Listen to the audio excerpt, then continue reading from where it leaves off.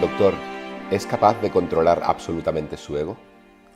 El ego forma parte de nuestra existencia. Es imposible eliminar el ego y es necesario. Cuando proyectamos en nuestra vida un objetivo, el ego nos proporciona la energía, la ilusión, la voluntad de conseguirlo.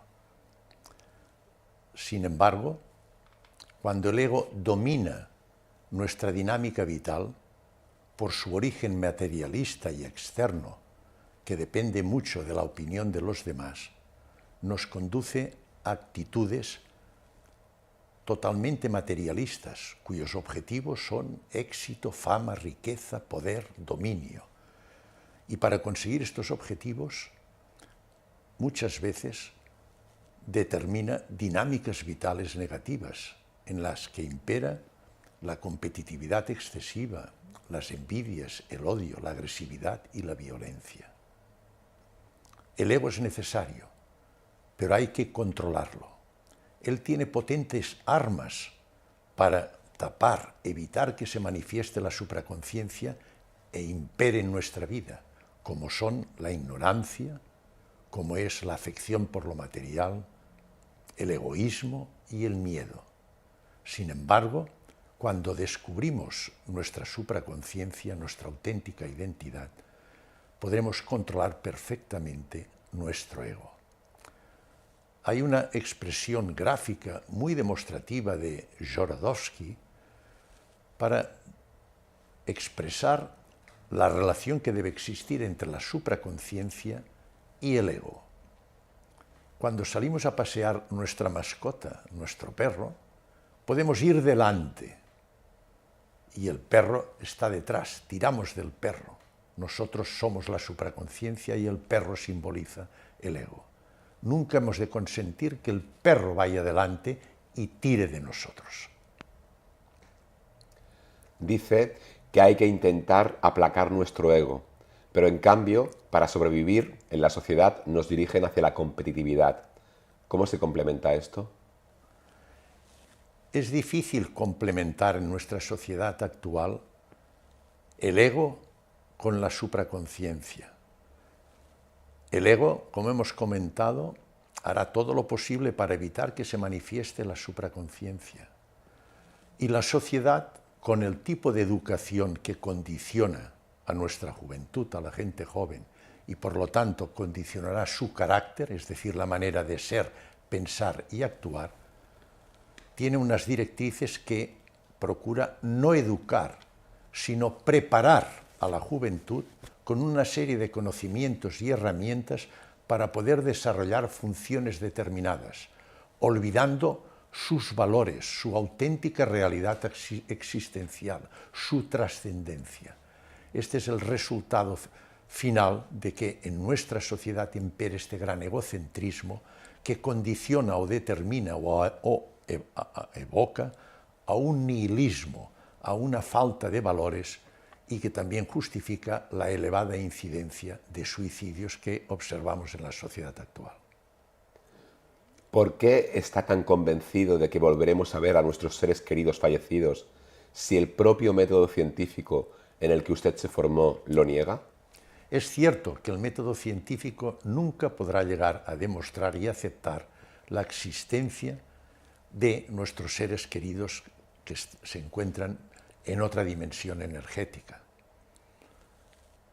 Pero en el momento que contactemos con nuestra supraconciencia, con nuestra dimensión trascendente, sí que podremos entonces entender, comprender y tendremos pruebas objetivas de esta realidad, que nuestros seres queridos fallecidos viven en otra dimensión energética.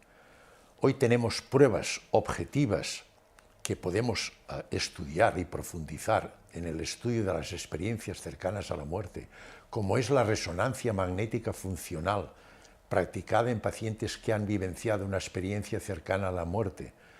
Durante su expresión o manifestación de toda su experiencia cercana a la muerte, se observa un dato muy demostrativo, que es la activación del lóbulo occipital cuando refieren la visión de determinados familiares ya fallecidos u objetos que motivaron su interés, la activación del lóbulo occipital. En el lóbulo occipital es donde el ser humano interpreta la visión.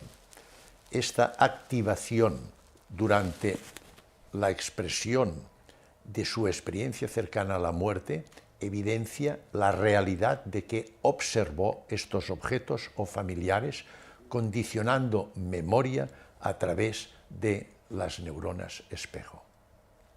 ¿Por qué no habla de metafísica en lugar de física teórica o mecánica cuántica? La metafísica es una parte de la filosofía y estudia, como su nombre indica, el más allá de la física. La física estudia la naturaleza y las fuerzas que intervienen en la naturaleza, estudia la materia y la energía. La metafísica estudia lo que está más allá de la física, es decir, lo trascendente. Estudia la mente, la relación de la mente con la materia y estudia la conciencia.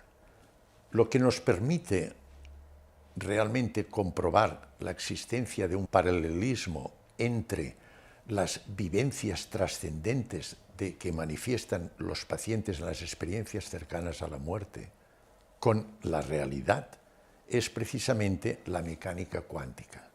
La mecánica cuántica, con sus principios y considerando que la energía es el elemento estructural del universo, nos permite comprobar una cierta relación o paralelismo con los fenómenos trascendentes que nos manifiestan los pacientes durante las experiencias cercanas a la muerte.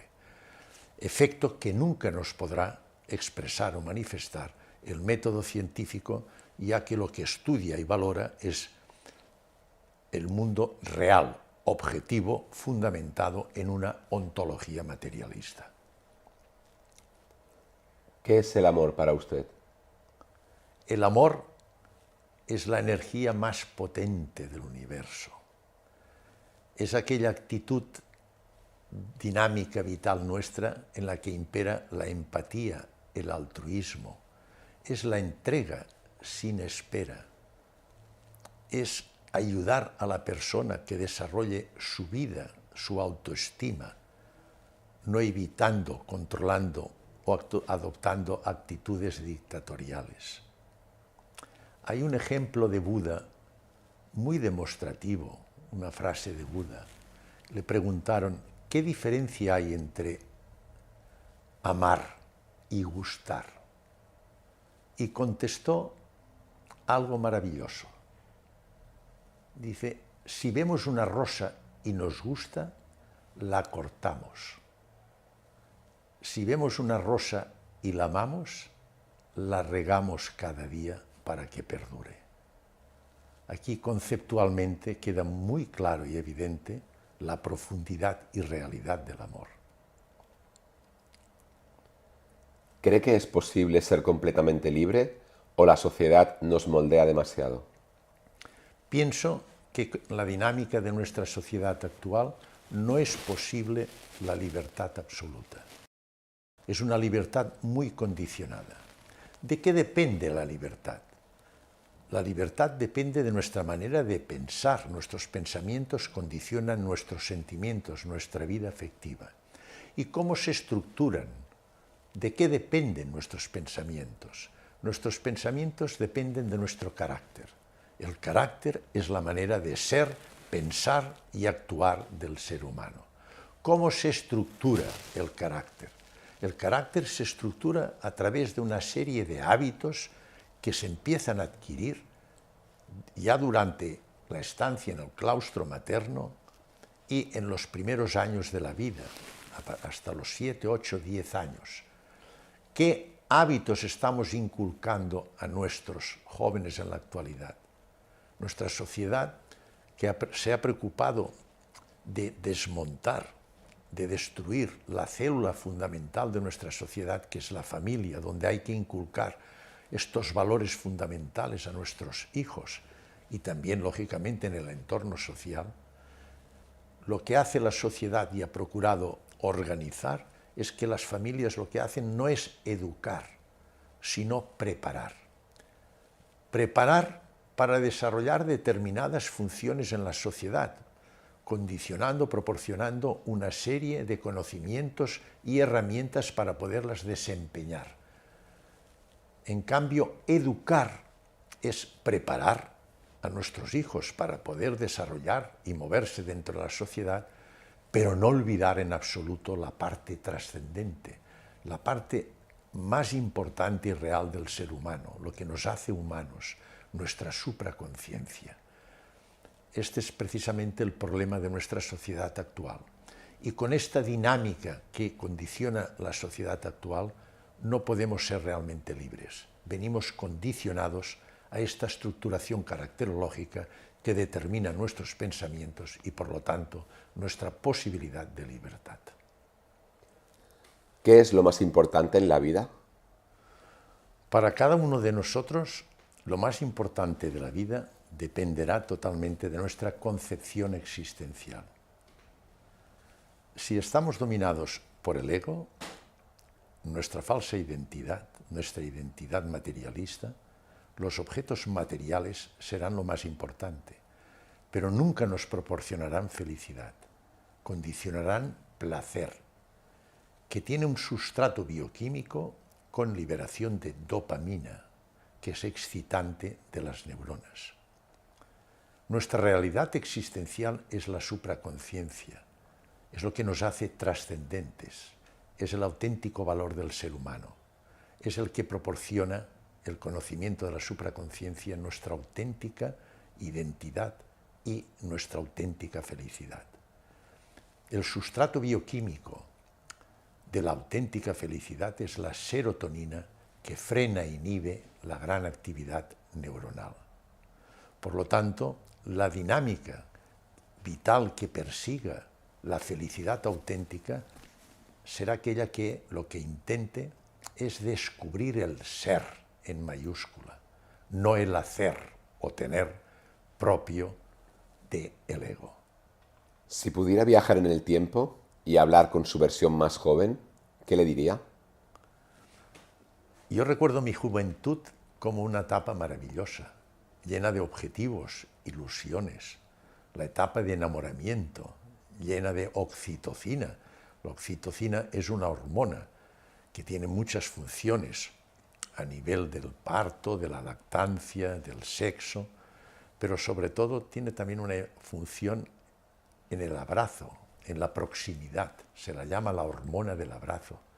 Durante nuestro enamoramiento estamos llenos de oxitocina. Nos traslada a una situación realmente sumamente agradable. Todas estas etapas de mi juventud yo las recuerdo con mucho cariño. Evidentemente me equivoqué y fracasé en algunos aspectos, pero con mi concepción actual de lo que es la vida, la realidad de la vida, pienso que todos los obstáculos son una enseñanza. Todos los obstáculos son un medio que nos pone la vida para ir eliminando impurezas y acercarnos cada vez más a nuestra supraconciencia, a nuestra auténtica identidad. Por lo tanto, con toda firmeza digo que no cambiaría en absoluto ningún momento de mi vida ni de mi juventud. La disfruté, pasé malos momentos, pero sé que fueron necesarios y precisos para llegar a una determinada evolución y madurez. ¿En qué considera que se equivocó? Me equivoqué, posiblemente me equivoqué en descubrir, en luchar para descubrir mi auténtica identidad y mi auténtica autoestima.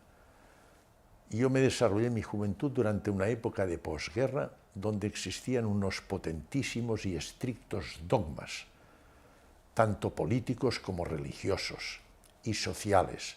Y esto, lógicamente, influyó en nuestra estructuración caracterológica, que fue rígida y estricta.